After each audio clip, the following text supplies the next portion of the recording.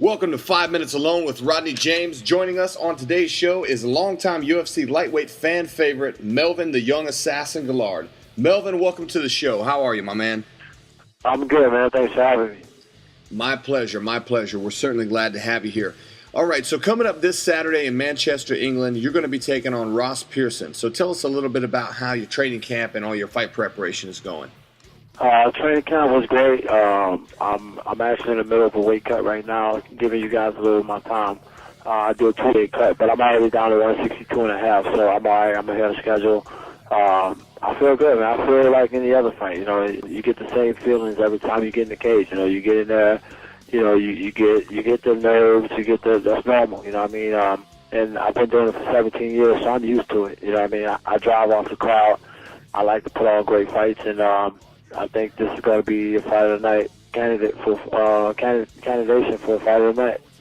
I agree. It's always a candidate for fight of the night when you're fighting. You're one of the most. I think you're one of the most exciting fighters in the UFC. I think you and Ross Pearson match up extremely well.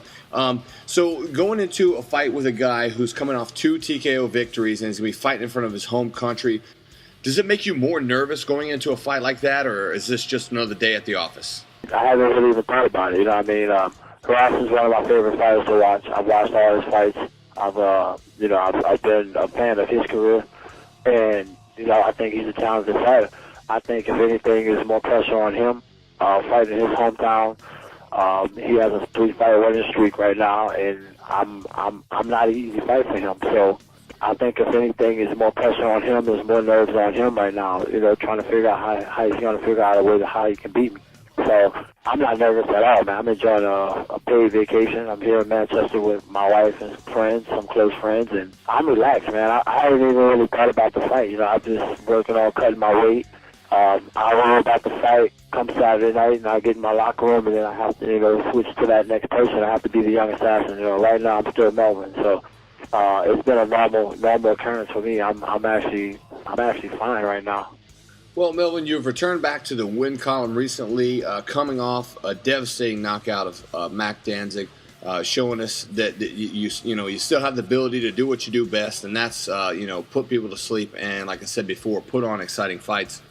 2 years ago, around this time of year, you looked absolutely unstoppable. You were on an incredible win streak, and then you lost back-to-back submissions to Joe Lauzon and then Jim Miller. After the Lauzon fight, you stated publicly that you were going to be more committed to being, fighting more patiently. And I think that's been noticeable. You've grown more as a fighter. You've matured as a fighter.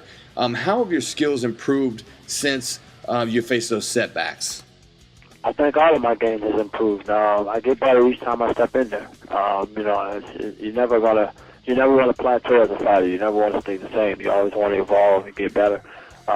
And for me, being patient has opened my eyes to catching a lot more knockouts than getting there just going wild and, catching a lucky shot here and there. A lot of times when you're patient, you kind of know and dictate when you can take a guy out. So I think I've improved in that way, if anything.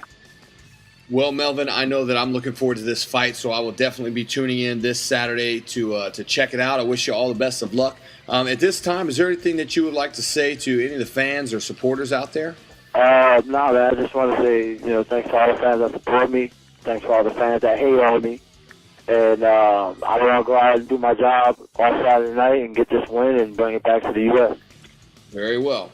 Ladies and gentlemen, tune in to Fox Sports 2 this Saturday to see Melvin Guillard take on Ross Pearson in a lightweight bout in Manchester, England. As always, thanks for tuning in to 5 Minutes Alone with Rodney James. And don't forget to follow me on Twitter at RodneyJames138. Melvin, thanks again for joining us today, my friend. It's been a pleasure speaking with you, and good luck in your fight.